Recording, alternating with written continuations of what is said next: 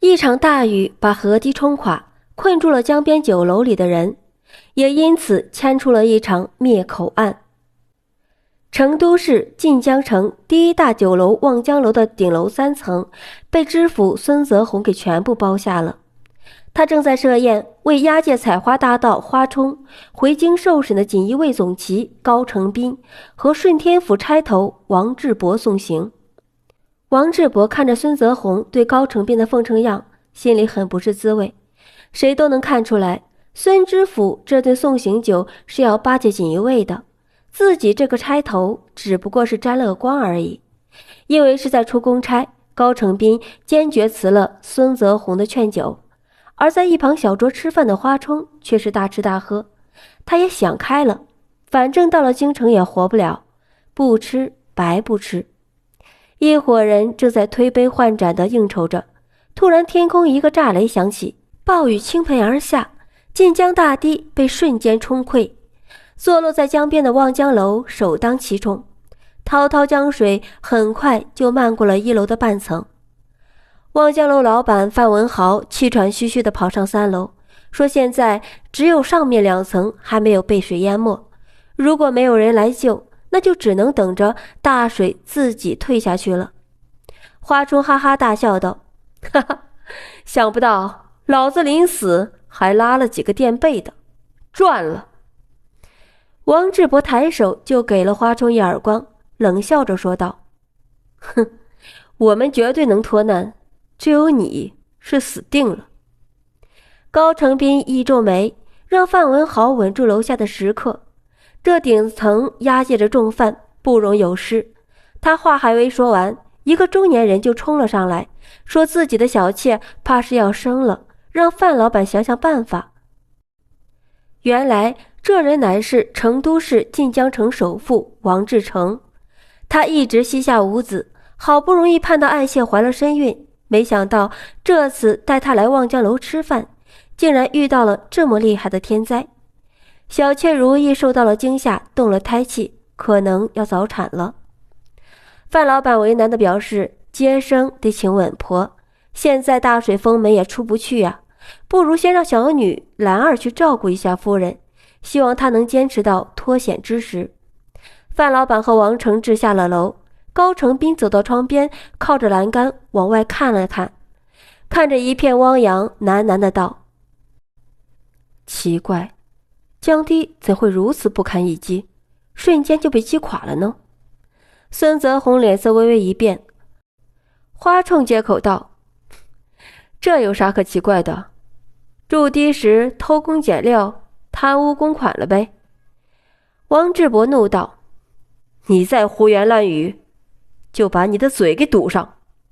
花冲冷笑道：堤坝跟你又没有关系，往近了说，有眼前这位孙知府，远的还有工部田侍郎担责任，你发什么火？工部田侍郎就是当朝首辅田松的儿子田中全，这花冲就是采花采到了田中全姬妾的床上，才被下了海捕文书，全国通缉的。高成斌走过来说道：马死死在腿上，人死死在嘴上，你还是安生点吧。花冲撇了撇嘴，闭目养神，不再说话。这时楼下却喧闹了起来，听着意思是被困在楼下的食客怕江水接着涨不安全，要求逼到顶楼来。高成斌不满：孙大人，你府衙的差役捕快们怎么还不来救援？孙泽宏跑到窗子前向外望了一下，说：我的暑假已经到了，但是这边水太大，救生筏划不过来呀。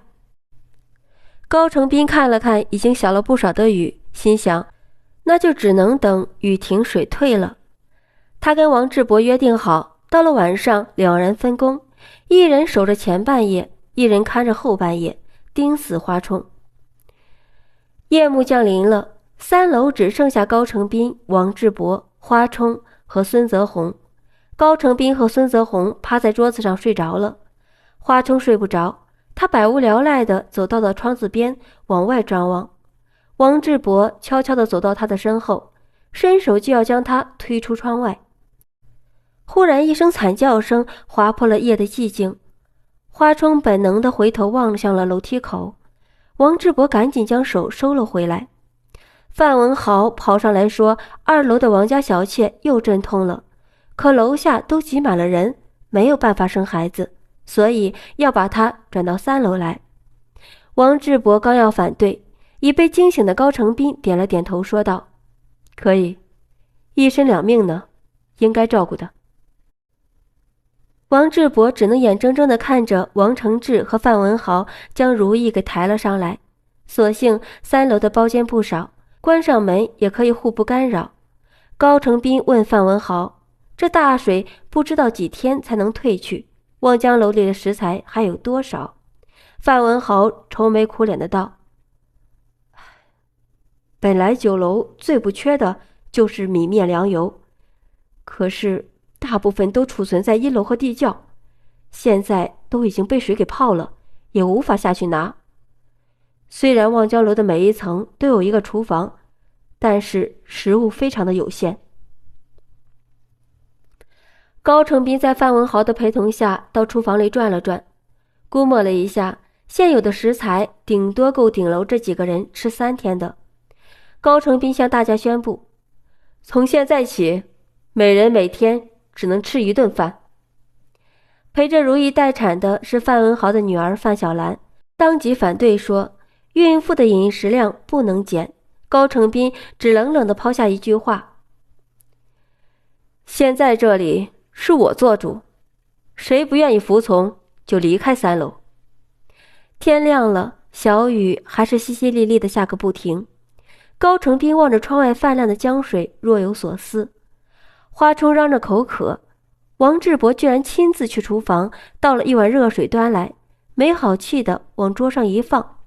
这时范小兰正好从包间里出来，说如意嘴唇都干裂了，她先拿去救急，说着端去水碗，转身就走。王志博急得哎了一声，高成斌听的声音有异，心中一动，过来一把抢过了水碗，冷冷的道：想喝水自己去倒，这儿没人伺候你们。范小兰气得脸都涨得通红，一跺脚转身去了厨房。高成斌仔细看了一下碗中的热水，又看了看王志博，走到窗子边，手腕一翻，就将1碗水倒入了茫茫的江水中。王志博脸色有些发白，整整一上午都没有再说一句话。中午吃过午饭，众人都各自找了个包间休息。王志博将孙泽宏拉进了最里面的包间，关上门，低声道：孙大人，花冲必须得死，还得请你帮帮忙。孙泽宏莫名其妙道：这淫贼罪大恶极，到了京城自然……王志博声音更低：不是死在京城，是要死在这里。王泽宏一惊，王志博说这是田侍郎的意思，他的爱妾被花冲给玷污了，脸面丢光，现在京城不知道有多少人等着看笑话，所以绝不能让花冲活着回到京城。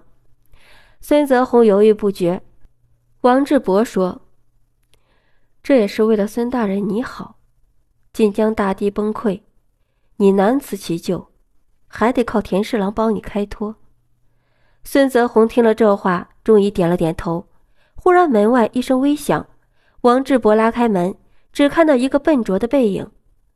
王承志的小妾如意包间内忽然发出了惊叫声，望着闻声赶到的几个人，他指了指窗子，呆呆地说了一句：范老板掉到江里了，就身子一软晕了过去。范小兰大惊，奔到窗口，望着滔滔江水，泪如雨下。高成斌神情越发凝重，宣布此包间即刻封禁，直到查明真相为止。高成斌对范小兰说：现在不是悲伤的时候，我给如意换了个包间，你一定要和王承志寸步不离地守着他。范小兰本来看不惯高成斌的冷傲和不近人情，但现在出了事，她竟莫名有了一种对此人的依赖感。于是他点了点头，说一定会保护好如意的。安顿好了如意，高成斌开始勘察现场。窗子是大开的，窗沿上没有搏斗的痕迹，看来范文豪是被人举起来扔出窗外，或者用掌力震飞的。前者不太可能，因为范文豪身形高大，体重也不轻，被举起时肯定还会挣扎呼喊。第二点对高手来说倒是不难，可这3楼会武功的就只有自己、王志博和花冲。花冲一直被铁镣铐锁着，那么凶手是谁就可想而知了。高成斌目光落在地上的一把铁壶上，铁壶已经被摔得变了形，壶盖也掉落一旁。他捡起铁壶，一股浓浓的鸡汤香味扑鼻而来。高成斌向大家说了自己的推论：凶手本是要害如意的，正好范文豪拿着鸡汤进来，情急之下将汤壶砸向了凶手，救下了如意，自己却被对方一掌震出了窗外。那如意到底是因为什么招来杀身之祸呢？这不难，只要等他醒来，就一切都清楚了。花冲拍起了手掌道：高大人推理的不错，我也来补充一句，那女人肯定是知道了啥不该知道的事情，要被灭口。这人呀，就不能知道不属于自己的秘密，就像我，恐怕最后不是死在采花上，而是死在……王志博截住花冲的话说：你再多嘴，死得更快。这时天空一个炸雷响起，雨又大了起来，楼下有人聒噪起来，说江水快要漫过1楼了，2楼马上就要承受不了了。高成斌让孙泽宏下去安抚一下，又让王志博守在楼梯口。王志博顺势往下看去，只见2楼的食客们群情激愤，生死关头也不管孙泽宏是本城的知府了，纷纷责问他为什么3楼只有这几个人，却不让大家上去避难？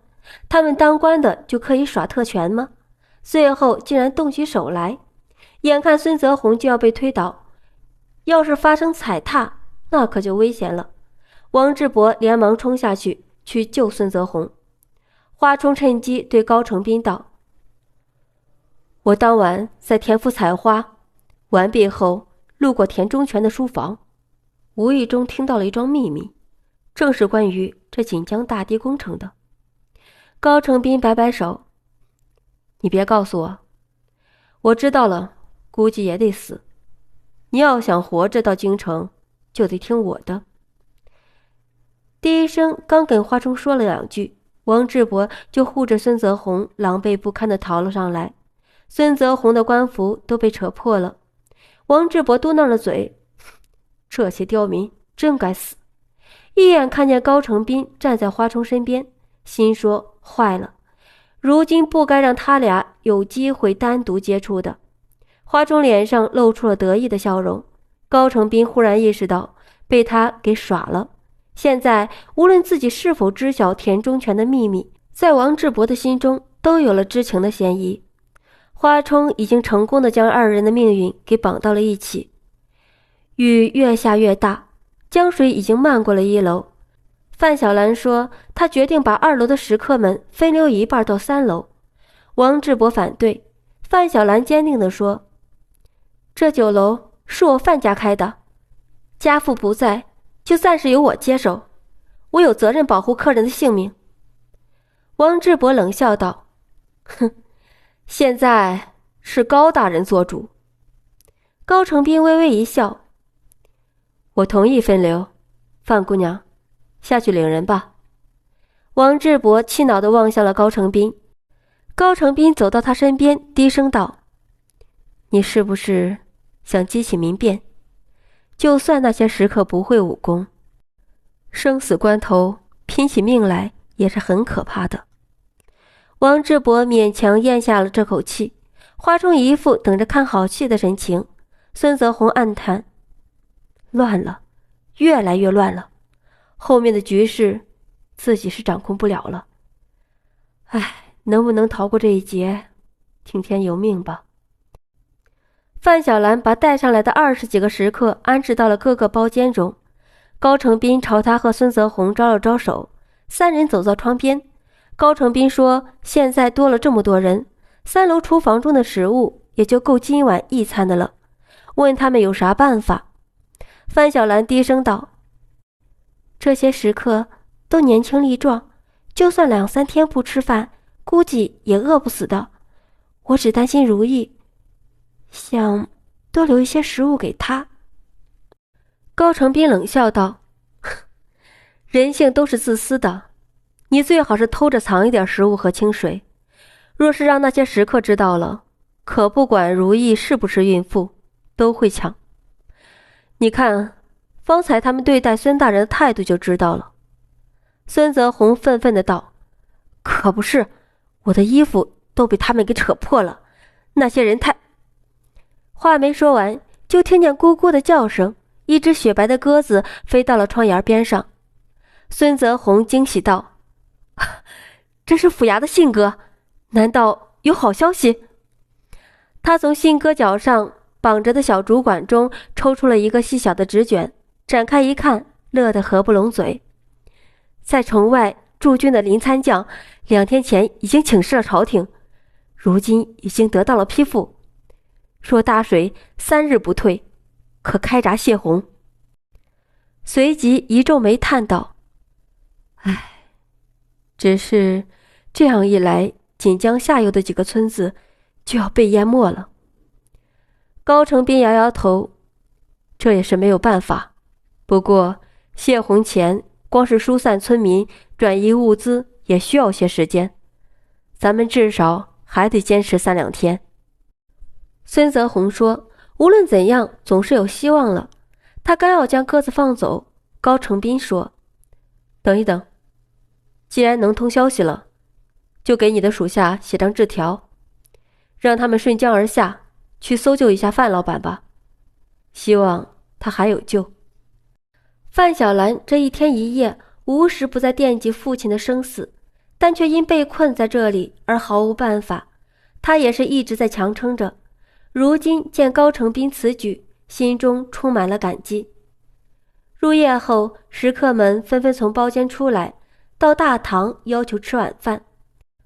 范小兰将饭菜摆满了几张桌子，然后说道，厨房里的食物已经全都在这儿了，而我们要等到水退脱困还得2、3天，诸位看着办吧。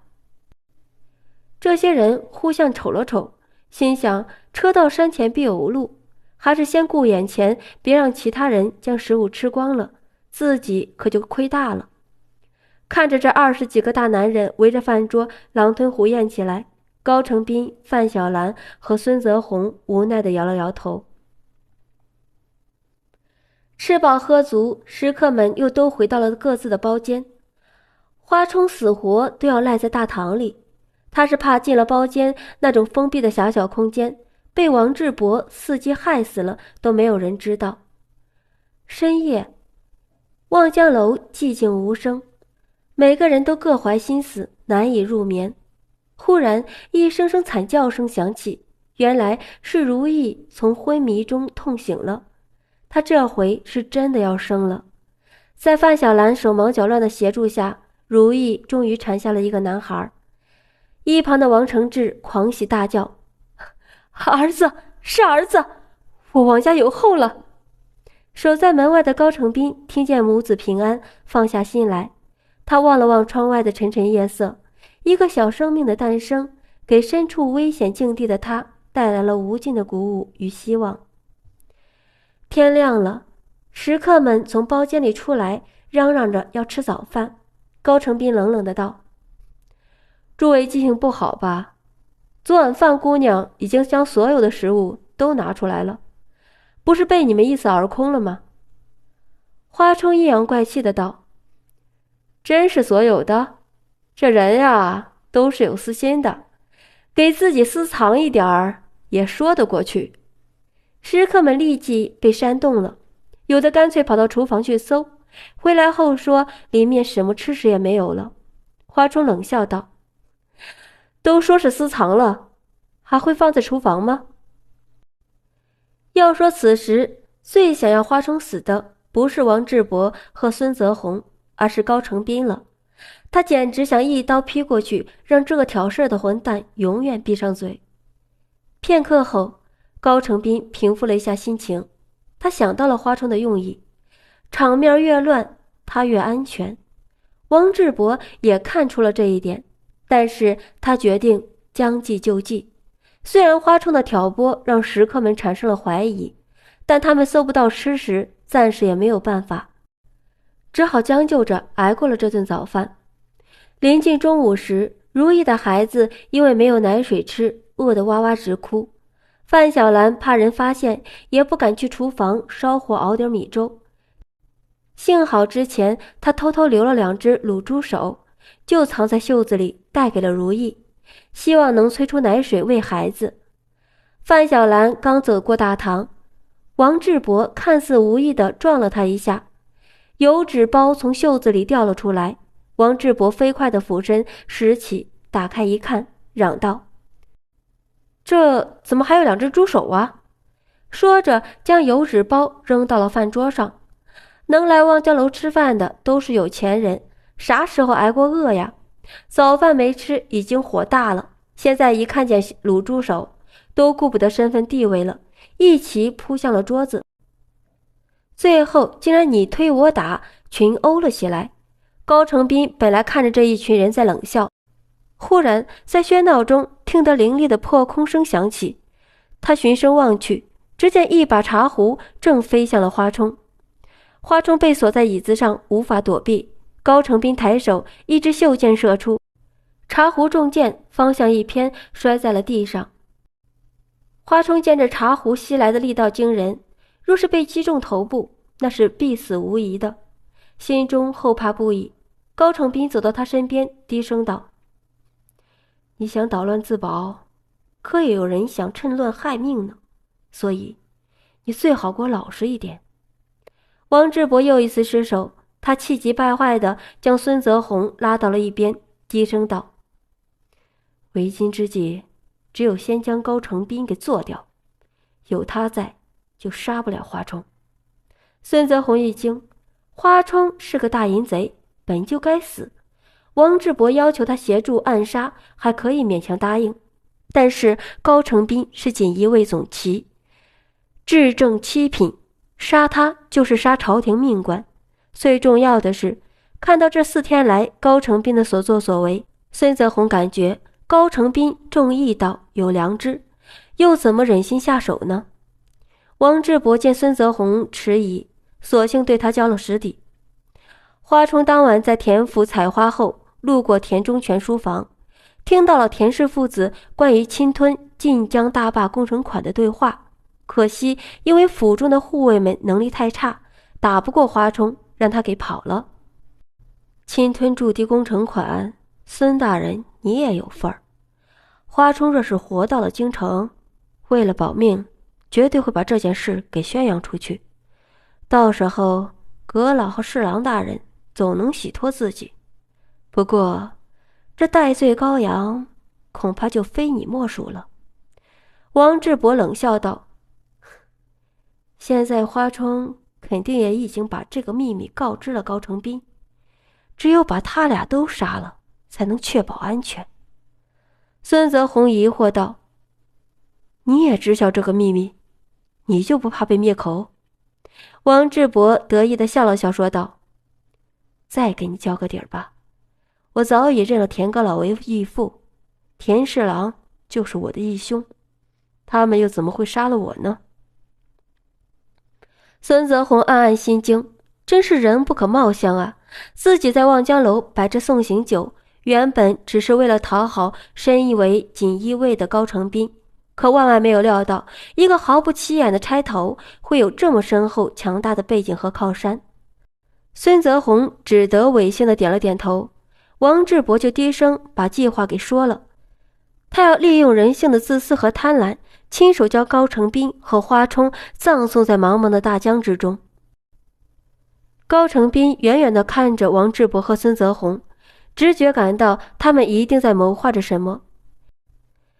天灾不可怕，人祸最为危，这都是被花冲口中的那个重大的秘密给牵累了呀。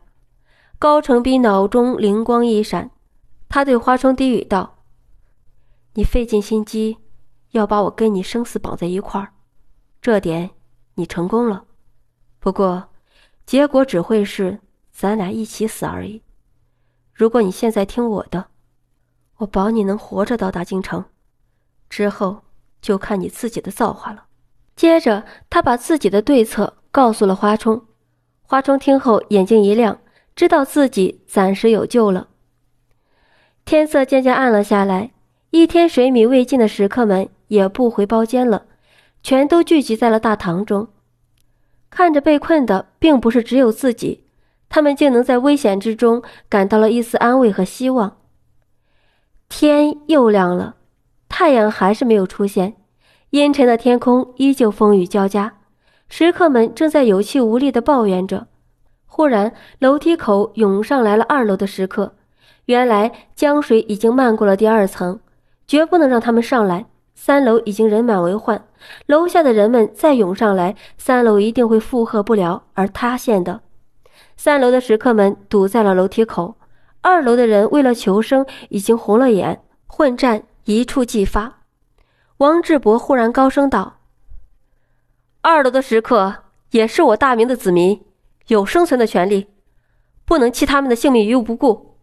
不就是怕3楼超载崩塌吗？我们可以把这些没用的桌子、椅子、柜子，还有厨房里的锅碗瓢盆和包间里的摆设全部都给扔出去，用以减重。真是一语惊醒梦中人呀！人们立即动手干了起来。高成斌微笑着对王志博竖起了大拇指，花冲也不禁道：这小子真行啊，有2下子。高成斌冷冷道：你等着看，他有后招。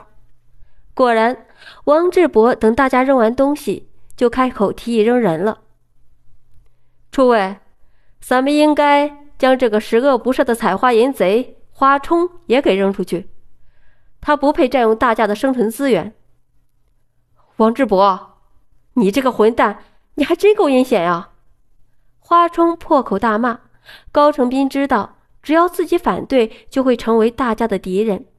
如果不阻止，任由花冲丧命于此，回到京城，他也无法交差，还是死路一条。高成斌低声对花冲道：别骂没用的了，说正事儿。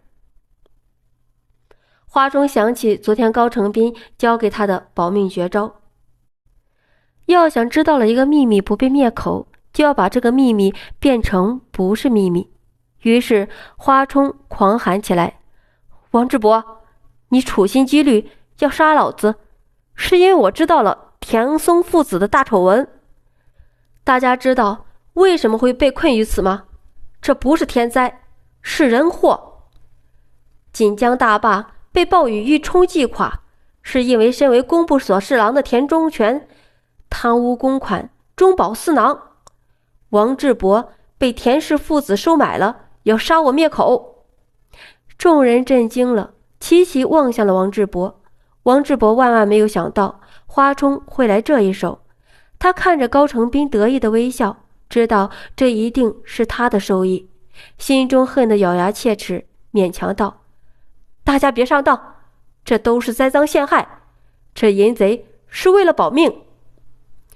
田松父子祸国殃民，举世皆知。王志博的辩解明显没有说服力，这时又有人添了一把火。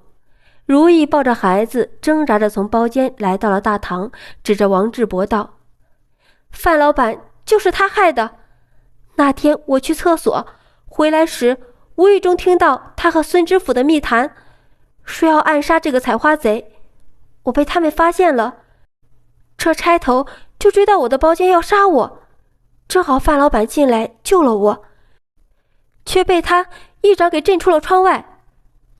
王志博恼羞成怒，抬手一支飞镖射向了如意和孩子，一直紧盯着他的高成斌扬手射出袖箭，将王志博的飞镖打偏。王志博在众目睽睽之下对产妇和刚出生的婴儿下毒手，激起了众怒。食客们一拥而上，把他给围起来暴揍了一顿。王志博原本要利用这些人为了保命而显露出来的自私，没想到却逼出了人们平时潜藏于心底的道义和良知，实实在在的以挨揍的形式感受了一把人性的善良。高成斌见王志博被揍得差不多了，上前平息大家的怒火，把他给解救了出来。忽然孙泽宏惊喜地喊道：水位往下降了，一定是下游开始泄洪了。大家精神一振，全都奔向了窗口，眼见江水一点点退去，不由得欢呼起来。望江楼经过了5个昼夜的死亡阴影的笼罩，终于重新勃勃生机。高成斌和王志博押解着花冲踏上了回京的路。他不怕王志博会在途中再伺机下毒手，因为花冲已经将田氏父子的秘密公诸于世，若再将其灭口，只会坐实了田松和田中权的罪名。临行前，高成斌劝孙泽宏好自为之，无论在锦江大坝这件贪腐案中，他是不是被逼迫的，作为百姓的父母官，子民的生命财产安全都是他不可罔顾的责任。范老板好心有好报，在锦江下游被救起，女儿的才干在此次危难中完全显露了出来，他放心日后将酒楼直接交给了他。范小兰来送行，面对高成斌却是千言万语也无从说起。高成斌微笑着打破了尴尬的沉默：有机会我还会再来望江楼。望着高成斌远去的背影，范小兰心中默默自语：你永远都是望江楼最欢迎的人。好了，故事讲到这儿呢，也就结束了。喜欢听晴雨讲故事的朋友，请长按点赞加关注支持一下，我们下个故事见。